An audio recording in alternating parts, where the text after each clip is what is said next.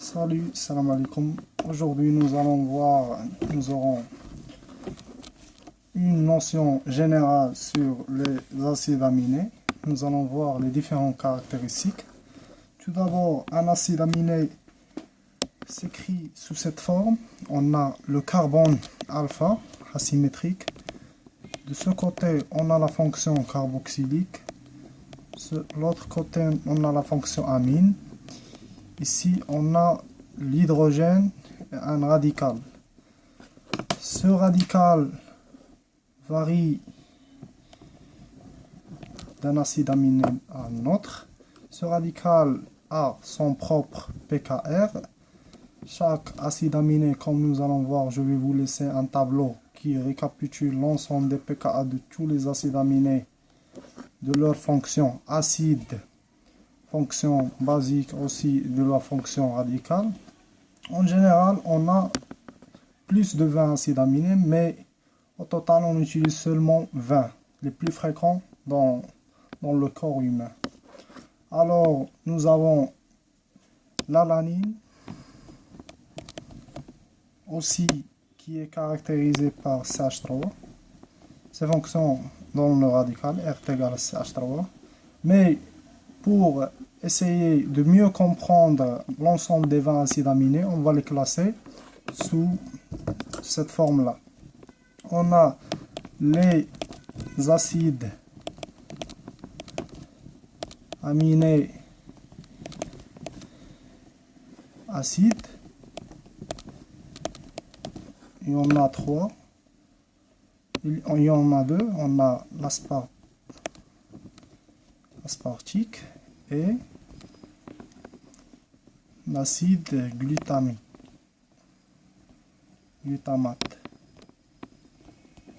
qui s'écrit sous cette forme-là. Aussi, on a le glutamine qui s'écrit de cette forme-là et l'aspar. Pour ces acides aminés, il y aura une désamination oxydative.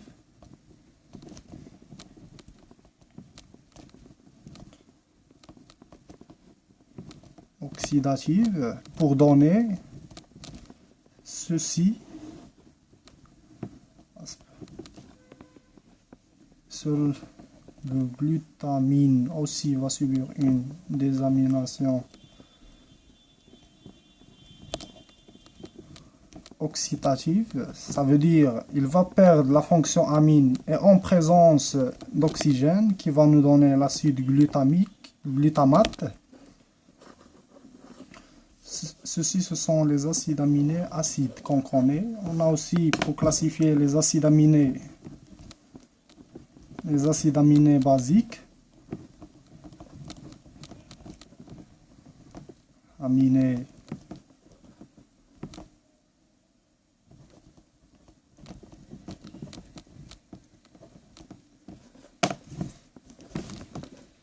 basiques. Il y en a 3. On a la lysine, on a l'arginine et l'histidine. L'histidine, c'est pas à 100% un acide aminé basique. Son pH est à environ 6. Pour l'arginine et la lysine, ils sont très basiques. Pour le glutamate et l'aspartate, ils s'écrivent sous cette forme-là. On a le carbone alpha. Pour le radical est égal à COOH. Ici, on a toujours la fonction carboxylique, ici la fonction amine. Et l'hydrogène pour compléter le carbone asymétrique. Alors, on a les acides aminés acides et les acides aminés basiques. On a aussi les acides aminés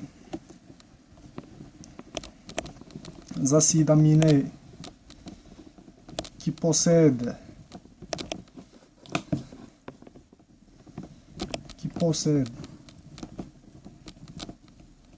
dans leur radical, car le radical c'est lui qui est variable. Pour la fonction carboxylique et la fonction amide, il reste constante pour tous les acides aminés. qui possèdent OH dans leur radical. R est égal à OH. On a la sérine, la thréonine et la tyrosine qui possèdent des fonctions OH au niveau des radicales, c'est-à-dire quand on a ceci,